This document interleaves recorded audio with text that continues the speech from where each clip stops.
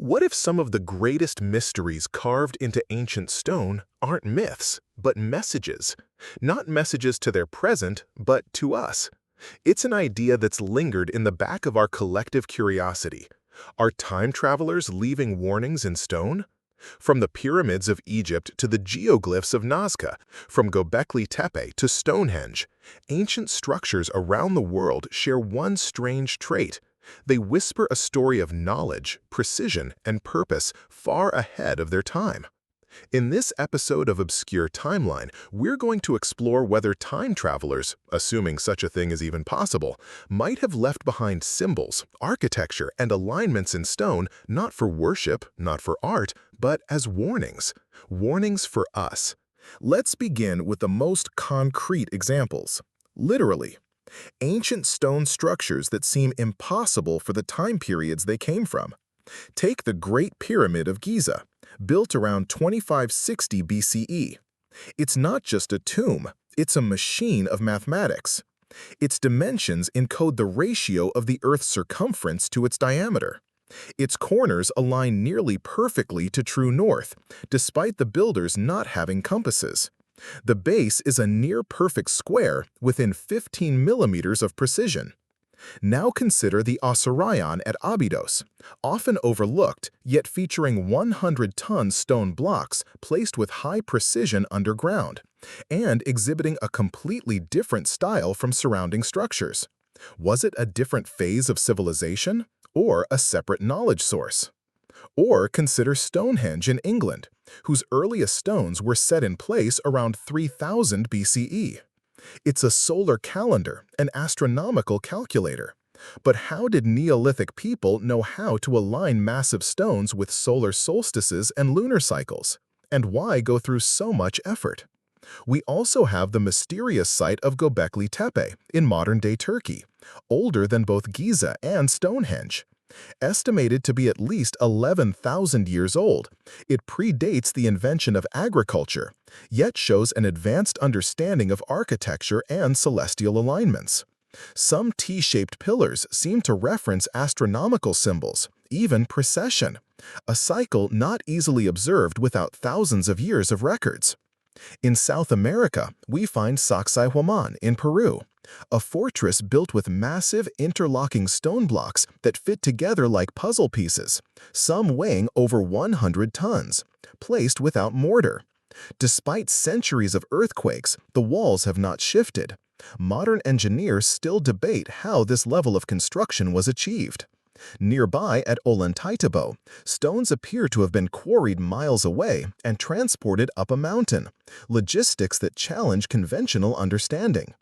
And on Easter Island, the Moai statues, towering, mysterious stone heads, were once believed to be just that, heads.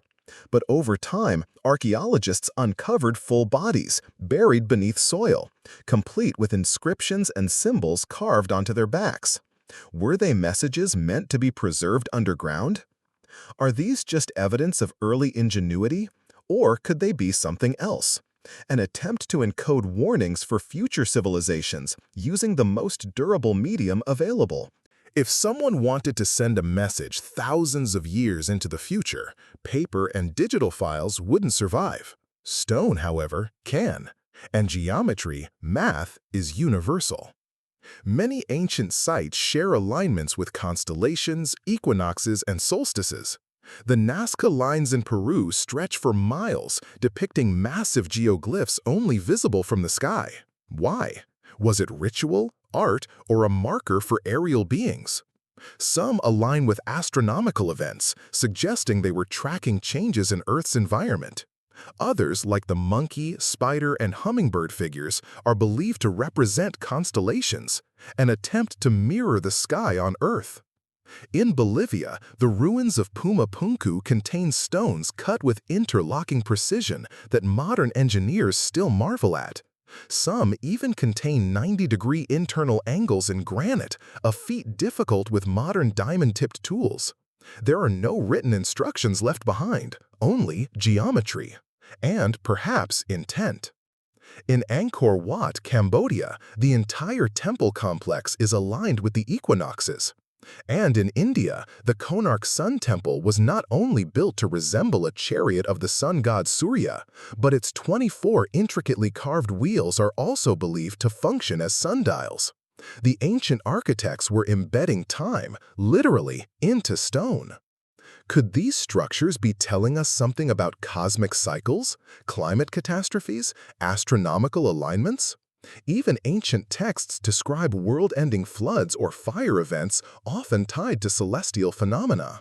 Are these myths or encoded memories of real disasters, perhaps ones meant to recur? Let's pause here and address the core question. Is time travel even possible? According to Einstein's general theory of relativity, time is a dimension, part of the space-time fabric. In theory, if you can warp space-time, you can warp time. One proposed method is the Einstein-Rosen bridge, commonly known as a wormhole. If 2 points in space-time could be connected, it might allow for instantaneous travel across time or space. But to keep such a wormhole stable, you'd need exotic matter with negative energy, something that has not yet been discovered. Physicist Kip Thorne and others have written extensively about these possibilities.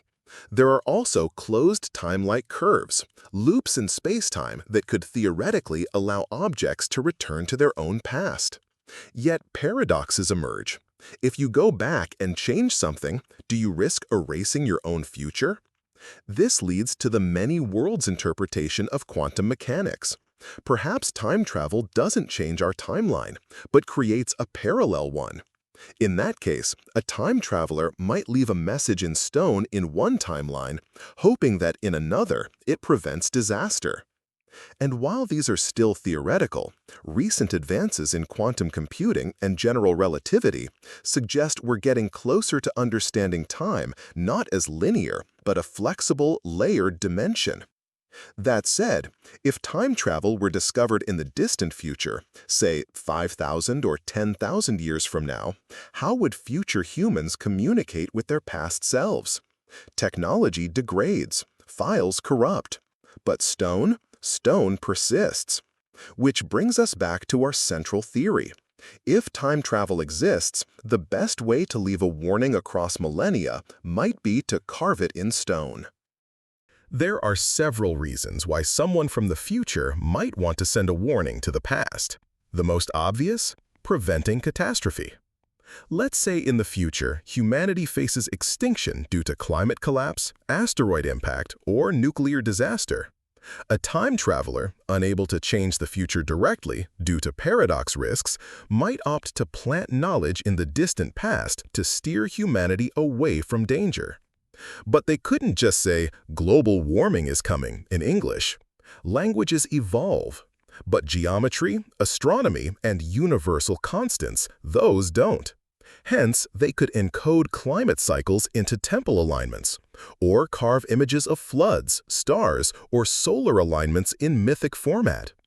They might also embed advanced knowledge disguised as myth. Consider the Vimanas in ancient Indian texts, flying chariots said to run on Mercury engines. Or the Dogon tribe in Africa, who knew about Sirius B, a star invisible to the naked eye long before telescopes. Were these stories entirely invented? Or were they inherited from an earlier, more advanced, or time-displaced source? And here's where it gets interesting.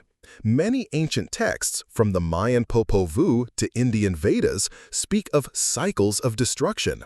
Some even specify dates that align with astronomical cycles or Earth's precession. Could these myths be echoes of a planted warning? Even in the Bible, the Book of Enoch, removed from the canonical texts, speaks of watchers who descend and pass knowledge to humanity, warning of future judgment. These aren't just religious fables. They may be metaphorical stories describing intervention, possibly temporal in nature. Now let's zoom out. One pyramid in Egypt is a marvel, but similar alignments across disconnected civilizations, that's something else.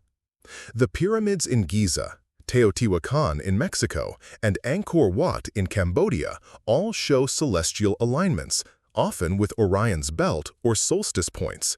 Why would unrelated cultures encode the same star references? Moreover, the recurring use of the number 72 in sacred texts, a number related to the precession of the equinoxes, or the repeated appearance of 432, used in both Vedic texts and ancient Norse cosmology, suggests a shared numerical awareness. Coincidence? Or a shared instruction manual left not by gods but by time-aware messengers. In Egypt, sacred architecture often encoded pi and the golden ratio, values supposedly unknown at the time. In the Mayan calendar, their long count system anticipates solar cycles with uncanny precision. And the great Zimbabwe ruins in Africa, often overlooked, show intentional layout and geometry that reflect solar events. Even in ancient China, temples were laid out according to geomantic principles, feng shui, that align with magnetic and astronomical axes, implying a deep awareness of Earth's relation to the cosmos. Imagine a kind of Rosetta code, not in language but in architecture. A breadcrumb trail of numbers, structures, and symbols pointing toward knowledge we've yet to fully decipher. If time travelers really did leave warnings in stone, we might be the first generation capable of decoding them. But are we listening? Modern archaeology often disregards astronomical or numerological clues as pseudoscience. Meanwhile, mainstream media and entertainment either sensationalize or mock time travel, reducing it to plot twists. Yet scientific fields like archaeoastronomy, chaos theory, and systems modeling are beginning to reveal that ancient peoples might have known more than we think, not just spiritually, but scientifically.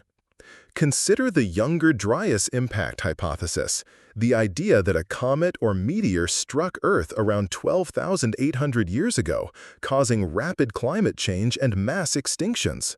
This event is echoed in many ancient flood myths. Is it coincidence that sites like Göbekli Tepe arose shortly after, almost as if someone was trying to preserve lost knowledge? Perhaps the warnings aren't just about doom. Maybe they're about unity, cycles, and sustainability.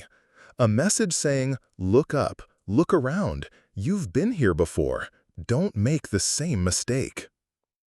We're not saying time travelers built the pyramids, we're not replacing science with science fiction, but we are asking questions, and education begins with asking. The clues left in stone, from geometry to alignments to recurring symbols, are real. The mathematical precision is real. The cross-cultural patterns are real. What they mean is still up for debate. But by studying them, not with fear but with curiosity, we might learn more than just about the past. We might learn how to prepare for the future. Because whether or not time travelers existed, the people of the past left us something enduring, not just stone, but intention. Until next time, stay curious, stay questioning, and remember, every mystery has a timeline. You just have to find it.